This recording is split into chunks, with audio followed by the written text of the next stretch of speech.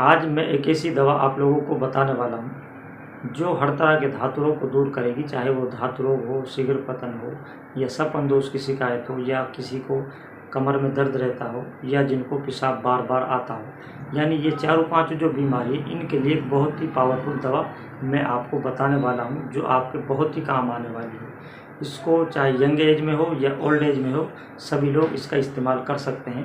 तो आज की इस वीडियो में हम इसी मैटर पर बात करेंगे और फिर इस दवा के बारे में बात करेंगे, कौन सी वो दवा है और किस तरह आप इसको तैयार कर सकते हैं, और जब दवा आप इस्तेमाल करते हैं उसके दौरान आपको क्या परहेज रखने ज़रूरी हैं। तो आइए जानते हैं आज की इस वीडियो में।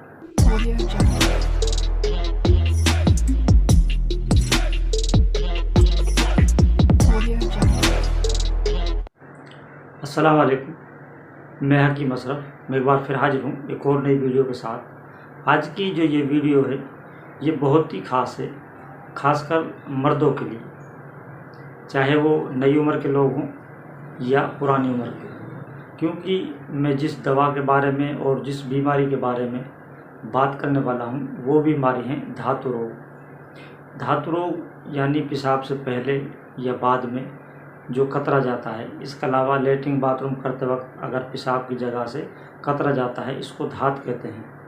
और ये कॉमन सी बीमारी है। अक्सर इसमें जो मर्द हैं वो 95% मुब्तला होते हैं। कुछ लोग ऐसे होते हैं जिनको इसके बारे में नहीं पता चलता कि हमारी धात जा रही है या नहीं जा रही है। उसका कारण ये होता है, अगर वीर्य अधिक पतला हो जाता है तो उससे धात गिरने का मालूम नहीं हो पाता कि वो पेशाब के साथ मिलकर जाने लगती है, तो इसको धात कहते हैं। इसके अलावा जो दूसरी बीमारी है वो है सपन दोष या नाइट फेल या एहतलाम इसको कहते हैं। यानी आप सोते हैं, सोते वक्त ख्वाब में कपड़े नापाक हो जाते हैं, तो इसको एहतलाम या नाइट फॉल कहते हैं। इसके अलावा जिस पर हम बात करेंगे वो है शीघ्र पतन या उसको शुरुआत अंजाल कहते हैं, या जल्दी डिस्चार्ज हो जाना, यानी हम बिस्तरी का जो टाइम है वो काफ़ी कम हो जाता है।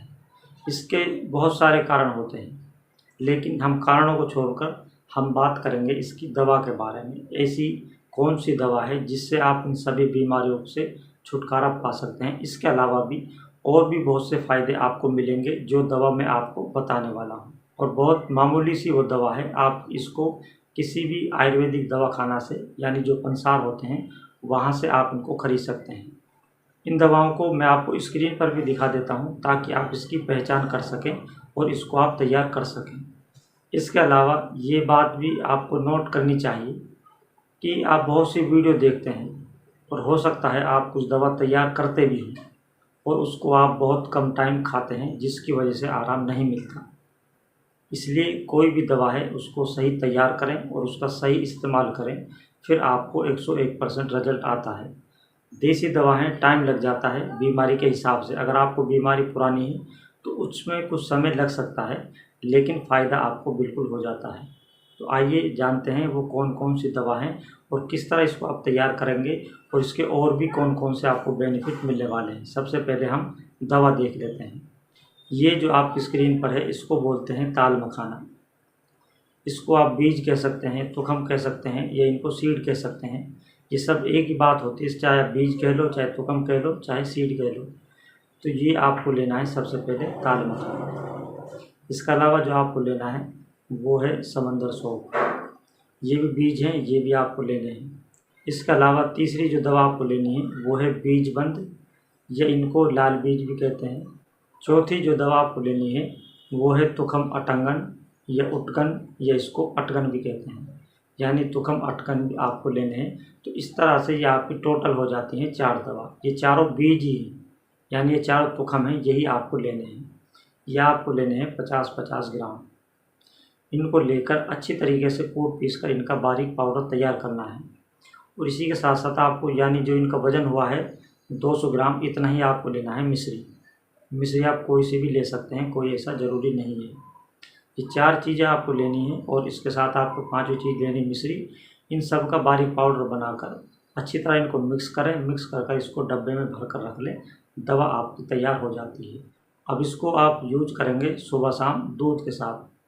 बेहतर ये है गाय का दूध हो, अगर नहीं मिलता है तो फिर नॉर्मल जो दूध है, भैंस का जो भी है, वो आप इस्तेमाल कर सकते हैं। लेकिन दवाओं के लिए सबसे ज़्यादा जो फ़ायदेमंद होता है, चाहे आप बकरी का दूध ले सकते हैं या गाय का दूध ले सकते हैं, या फिर अगर कोई सा भी दूध नहीं मिल सकता, जैसा भी दूध आपके पास अवेलेबल है वो इस्तेमाल कर सकते हैं। फ़ायदा आपको तब भी मिलेगा। और इसमें बात करेंगे कुछ परहेज़ों के बारे में, क्योंकि दवाओं के साथ साथ आपको परहेज़ की भी सख्त ज़रूरत होती है, क्योंकि आधा इलाज आपका परहेज़ होता है। अगर आप इस दवा को या कोई भी दवा को अगर आप परहेज़ से खाते हैं तो आपको और भी जल्दी फ़ायदा मिलता है।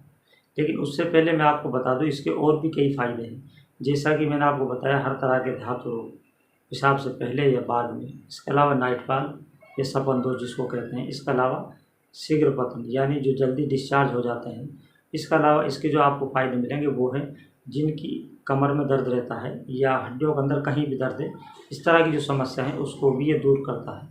और इसके अलावा इसके जो आपको फ़ायदे मिलेंगे वो है ये आपके मसाना को मजबूत करता है। जिनको बार बार पेशाब आने की शिकायत है तो इस समस्या को भी ये दूर करता है।